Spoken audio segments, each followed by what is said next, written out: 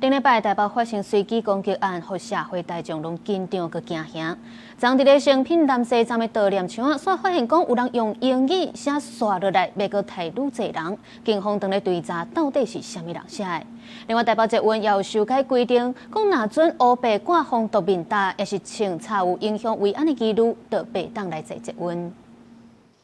写字条啊，搁炸一束火来，对中部上北的蔡同学特别来悼念，伫攻击事件当中遭到嫌犯所不幸死亡的余家昌。我觉得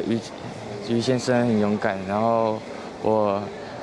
他值得被纪念。进到这个空间的时候，你可以就真的在那一个悼念的氛围里面，然后就比较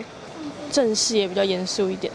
北捷伫台北车头 B1 要去 M7 出口的通道设暂时性的悼念墙，壁顶是写“英雄阻挡倒架火，也阻挡咱的行兄”。这座城市会永远会记得你无畏的身影。另外一个事发地点成品南西店门口，同款也放真侪花。不过，所有民众伫遐发现一张用英文写的恐吓字条。看到说墙上有人贴了这个东西，看起来蛮可怕，就是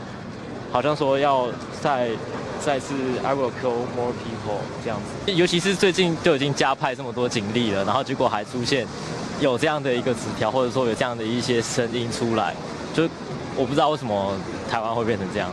字条顶头用英文写，刷落来几天，我会抬愈济人，内容是真惊人。民众写甲字条交互附近驻守的警察，警方当咧调监视器，积极追查涉案嫌犯的身份。12月25耶诞节当日，原本有民众自发性计划要伫成品南西店门口举办追思的活动，希望透过歌声悼念死者。不过活动的主办方煞无出现，互真侪特别来参加的民众感觉真失望。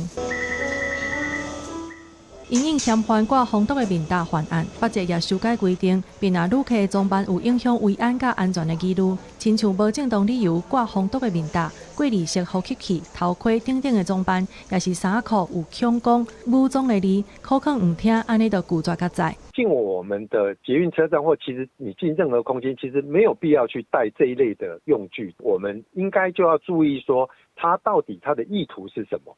北捷也当咧建议，未来无排除伫重要车站引入监视器 AI 辨识功能。成功大学交通管理科学系教授郑永祥分析，就爱收集有够野的情景模式，互 AI 侦测会当愈准，避免误判。另外，就算做到提早预警，也着爱人力会当及时赶到位。记者综合报道。